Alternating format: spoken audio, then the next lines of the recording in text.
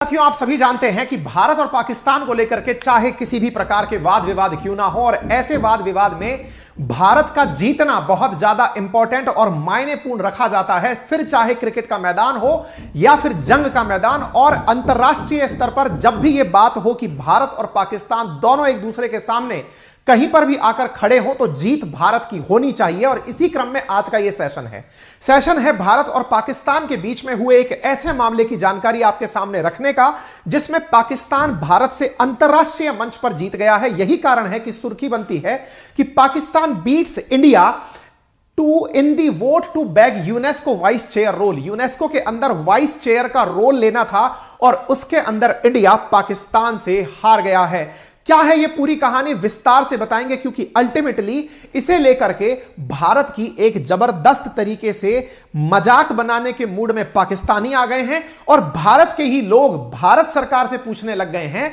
कि आप तो ग्लोबल साउथ के मसीहा बनते हैं, गरीब देशों के मसीहा बनते हैं। मोदी जी जहां तहां जाते हैं कहते हैं कि हम ग्लोबल साउथ के साथ हैं, और अचानक आपकी लीडरशिप को क्या हुआ, एक छोटू सा देश जो कि अभी तक गरीबी के आलम में जी रहा था, वो आपके सामने से वाइस चेयरमैन की सीट लेकर के साइड हो लिया।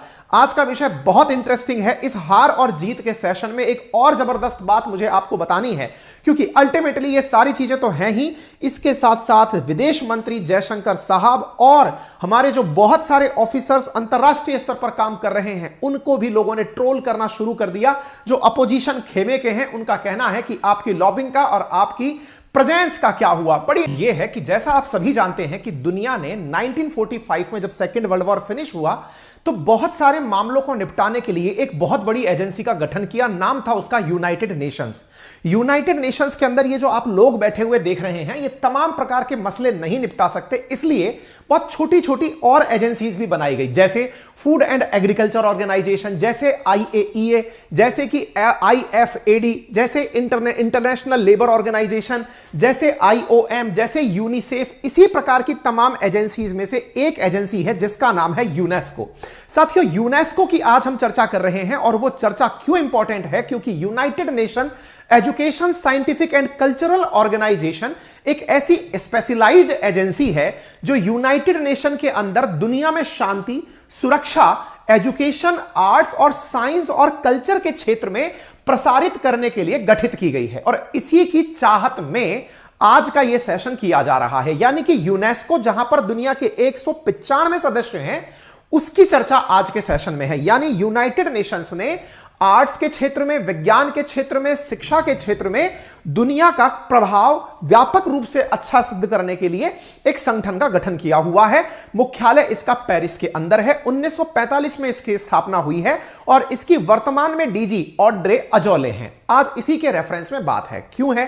क्योंकि हाल ही में एक टॉप स्टोरी बनी यूनेस्को को लेकर। क्या बनी? As Global South helps Pakistan beat India at UNESCO 38:18, यानी कि 38 के मुकाबले 18 वोट से भारत हार गया। पाकिस्तान को मिले 38 वोट, भारत को मिले 18 वोट। और यह जो घटना जैसे ही हुई, इससे भारत के लोगों में बड़ी खिन्नता आई। आना स्वाभाविक था। खिन्नता आना स्वाभाविक इसलिए था क्योंकि पाकिस्तान की सुर्खी थी कि Pakistan emerge victorious over India. Bharat के ऊपर विजयी बनकर उभरा पाकिस्तान। आप यहां सुर्खी देखते हैं पाकिस्तान टुडे की, आप यहां पर रेडियो पाकिस्तान को देख सकते हैं। Pakistan defeats India to secure UNESCO vice chair for 2023 to 25 term. आप यहां पर तमाम अखबारों में पाकिस्तान के अंदर जो मतलब एक तरह से खुशी का इजहार हो रहा है कि पाकिस्तान ने पता नहीं क्या पा लिया है। अब ये क्या पा लिया है उसको भी समझाएंगे, क्योंकि पाकिस्तान खुश क्यों है बताते हैं। साथियों, पाकिस्तान ने इंडिया को एक चुनाव में हराया है। किसका चुनाव था? जब तक समझ में आ गया है, वाइस चेयरमैन का चुनाव था। यूनेस्को के अंदर 6 वाइस चेयरमैन होते हैं, क्योंकि यूनेस्को ने दुनिया के इन सभी 195 देशों को अलग अलग खंडों में बांटा हुआ है। अलग अलग खंडों में बांटा हुआ है से मतलब यह हुआ 37 देश का एक समूह, 42 देश का एक समूह, ऐसे करके इन्होंने 6 खंड बनाए हुए हैं। सभी 6 खंडों के 6 वाइस प्रेसिडेंट होते हैं। देखिए यूनेस्को के स्ट्रक्चर को इस प्रकार से समझा जा सकता है, मैं एक वो लेके आया हूं आपके सामने समझाने के लिए, सो दैट आप इसको आसानी से समझ पाए। ऐसे समझिए, यूनेस्को के अंदर ये सारे कंट्रीज का नंबर है। इन कंट्रीज के नंबर में आप अगर ध्यान से पढ़ें तो यहां पर आपको ग्रुप नंबर 4 दिखाई दे रहा है, that is Asia and Pacific का। देखिए इस पूरे के पूरे मतलब कम देशों के समूह की जो डीजी है उसका नाम ऑड्रे अजोले है, वो एक व्यक्ति हो चुका। अच्छा, इसके बाद में 1 2 3 4 5 6, इसमें 6 सब ग्रुप्स हैं, ये सब मिलकर यूनेस्को के मेंबर बनते हैं। इनमें से जो ये ग्रुप नंबर 4 है, ये देखो ग्रुप नंबर 4, इसमें एशिया और पैसिफिक कंट्रीज शामिल होती हैं। इसमें कितने देश दिखाई पड़ रहे हैं? 37 देश दिखाई पड़ रहे हैं। असल में इन 6 के 6 से एक एक व्यक्ति इलेक्ट किया जाता है, जिसे वाइस चेयरमैन कहा जाता है। क्या कहा जाता है? Vice chairman. यह क्या करता है? जब डायरेक्टर जनरल या चेयरमैन छुट्टी पे होता है तो यह वाइस चेयरमैन उसकी पद को संभालता है। जैसे भारत में प्रेसिडेंट और वाइस प्रेसिडेंट है, जब प्रेसिडेंट नहीं है तो वाइस प्रेसिडेंट होंगे। लोकसभा का स्पीकर और वाइस मतलब डिप्यूटी स्पीकर, तो जब स्पीकर नहीं होगा तो डेप्यूटी स्पीकर संभालेगा। कुछ उस प्रकार से जब अध्यक्षता करनी हो तो यह व्यक्ति इन 6 में से कितने वाइस चेयर हुए? 6 वाइस चेयरमैन हुए। ठीक है साहब। अब दुनिया में 5 बड़े देश, चूंकि बढ़िया में आपको मालूम होना चाहिए यूनाइटेड नेशंस के अंदर 5 परमानेंट मेंबर भी हैं। उन 5 परमानेंट मेंबर के 5 प्रतिनिधि भी होते हैं। तो देखो 6 तो हो गए इन 6 समूहों से निकले हुए व्यक्ति, 5 हो गए जो 5 परमानेंट मेंबर्स के प्रतिनिधि, जो चेयरमैन के ग्रुप एग्जीक्यूटिव बोर्ड में बैठने वाले लोग हैं, और 1 हो गया चेयरमैन। इस प्रकार से इनकी जो एग्जीक्यूटिव बोर्ड है उसमें 12 मेंबर होते हैं। इंडिया ऑलरेडी एग्जीक्यूटिव बोर्ड में है, अभी भी है, और वो पद पर बरकरार है। लेकिन आने वाले समय के लिए इलेक्शन हुआ है। उस इलेक्शन में भारत ने फिर से कंटेस्ट किया कि मैं फिर से इसके अंदर शामिल होना चाहता हूं, लेकिन भारत और यहां पर उम्मीदवार के रूप में खड़ा हुआ पाकिस्तान, उसने भारत को हरा दिया। तो उम्मीद है अब आपको यह समझ में आ गया होगा किस स्ट्रक्चर के लिए लड़ाई हो रही थी। ये सब की सब 12 लोग इन बचे हुए 190 से अधिक देशों का प्रतिनिधित्व करते हैं। ठीक है साहब। अच्छा, अब मैं इस बात को थोड़ा वापस से शुरू करता हूं। देखिए, तो ये वोटिंग किस काम के लिए हो रही थी? वोटिंग हो रही थी 2023 से लेकर के 2027 की अध्यक्षता के लिए। इंडिया ऑलरेडी इस यूनेस्को के एग्जीक्यूटिव बोर्ड में शामिल है। 2021 से लेकर 25 तक के लिए भारत को मेंबरशिप दी हुई है। ठीक है साहब। यहां पर इंडिया ऑलरेडी मेंबर है, आने वाले टर्म के लिए चुनाव लड़ रहा था, जहां पर हम डिफीट में चले गए। चलो यहां तक की बात समझ में आ गई। इस 12 सदस्यीय टीम में 6 वाइस चेयरमैन जो बनते हैं, उनमें से एक का चुनाव था जिसे हम यूनेस्को में हार गए। क्लियर हो गया? अच्छा, हारने के बाद जो टर्म निकलकर आया वो क्या था? वो टर्म था ग्लोबल साउथ ने चुन लिया है। किसको चुन लिया है? पाकिस्तान को। अब ये ग्लोबल साउथ क्या है? ये बड़ा इंपॉर्टेंट टर्म है। क्या है इसको थोड़ा सा समझते हैं। आपको यहां पर एक लाइन दिख रही है, इसका नाम है ब्रांड लाइन। ये ब्रांड लाइन क्या है, मैं हल्का सा आपको इसके बारे में बता दूं। क्या था ना, असल में एक जर्मनी के चांसलर हुआ करते थे जिनका नाम था विली ब्रैंट। क्या नाम था? Willie Brent. विली ब्रैंट ने एक बार यह कहा कि दुनिया में कुछ ऐसा लगता है कि अगर एक लाइन खींच दी जाए तो उस लाइन के नीचे नीचे के जो देश हैं वो गरीब देश हैं, या कहिए तो लो इनकम कैटेगरी के हैं या मिडिल इनकम कैटेगरी के हैं, अगर इस लाइन को खींच दिया जाए। ये किसने बोला? जर्मनी के चांसलर ने बोला था, एक विलियम ब्रेंट नाम के हुआ करते थे। इसलिए इस लाइन से नीचे, यानी देखो मैप में पढ़ने का तरीका क्या होता है, ऊपर पढ़ा जाता है नॉर्थ, नीचे पढ़ा जाता है साउथ, राइट में पढ़ा जाता है ईस्ट और लेफ्ट में पढ़ा जाता है वेस्ट। तो इस लाइन के नीचे, आप में से कुछ लोग जो ज्योग्राफी के जानकार हो सकते हैं वो कह सकते हैं सर इक्वेटर के नीचे सदर्न हेमिस्फीयर है, लेकिन विलियम जो ब्रेंट थे उन्होंने इस लाइन को थोड़ा ऊपर अज्यूम किया और कहा कि ये दुनिया के देश लो इनकम और लो मिडिल इनकम कैटेगरी के देश हैं। इस लाइन में से इन्होंने ऑस्ट्रेलिया, न्यूजीलैंड को साइड में रखा। ऐसे ही एशिया में से साउथ कोरिया को और जापान को बाहर रखा, और ऊपर की तरफ तो रशिया वगैरह हैं ही। ठीक है, उम्मीद है आपको यह बात समझ में आ गई। मोदी जी जब भी अंतरराष्ट्रीय मंचों पर होते हैं तो वो खुद के साथ साथ इन सभी ग्लोबल साउथ के जो देश हैं उनका प्रतिनिधित्व भी करते हुए दिखाई देते हैं। वो कहते हैं कि मैं ग्लोबल साउथ की आवाज बन रहा हूं। जैसे आप यहां देखिए 13 जनवरी 2023 की कटिंग है, prime minister Shri Narendra Modi opening remark, और इसमें ये क्या कहते हैं, I am happy to announce that India will establish a Global South centre of excellence. यानी ग्लोबल साउथ के बहुत बड़े प्रवक्ता हैं प्रधानमंत्री। Climate action must ensure priority of Global South, यानी कि मैं आपको वो न्यूज दिखा रहा हूं, अभी प्रधानमंत्री कोप 28 के लिए दुबई गए, तब भी इन्होंने एक शब्द यूज किया, दैट इज ग्लोबल साउथ।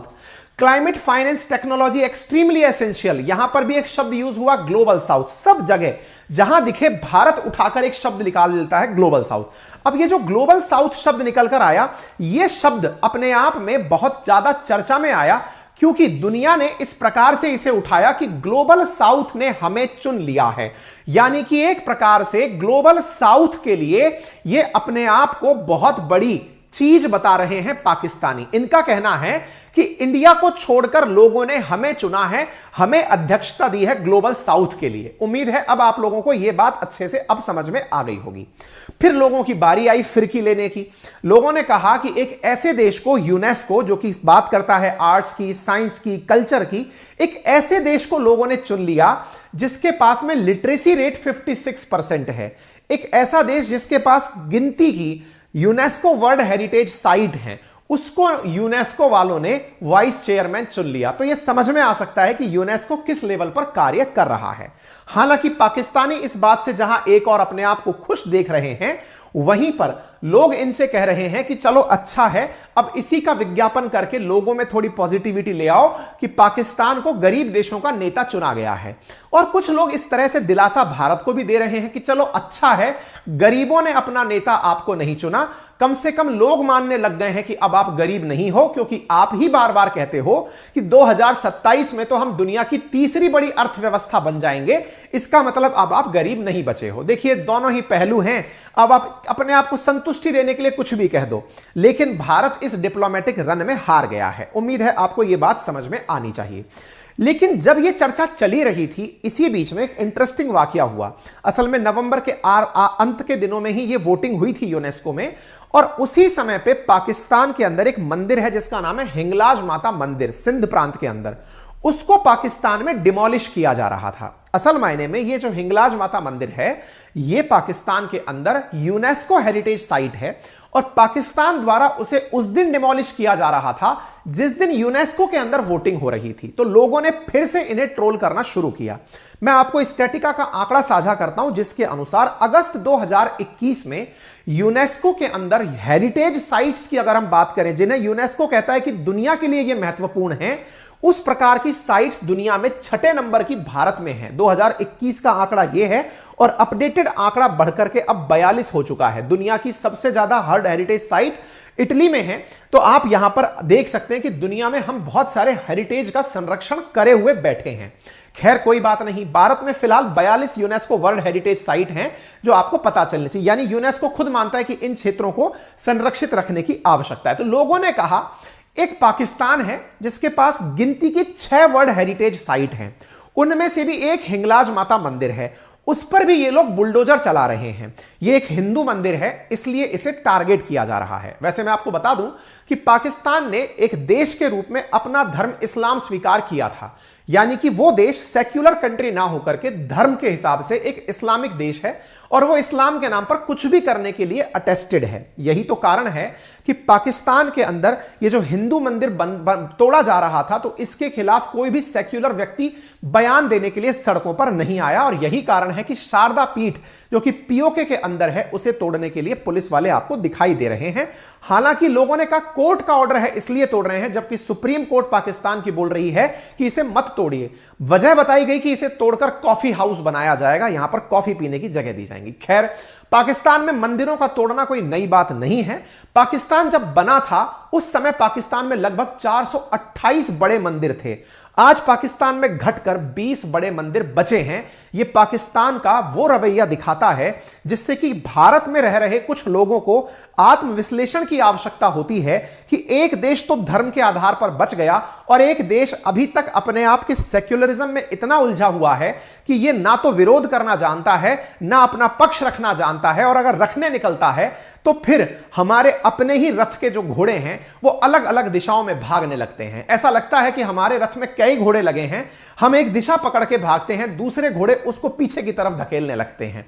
खैर, भारत की नियति को कोई समझ नहीं पाया है। हम उम्मीद करते हैं कि हम अपनी पॉजिटिविटी के साथ निरंतर आगे बढ़ते रहेंगे। यूनेस्को में हुई भारत की हार पर ठीकरा फूटा भारत का प्रतिनिधित्व कर रहे विशाल शर्मा पर, जो कि यूनेस्को के अंदर भारत का प्रतिनिधित्व कर रहे हैं।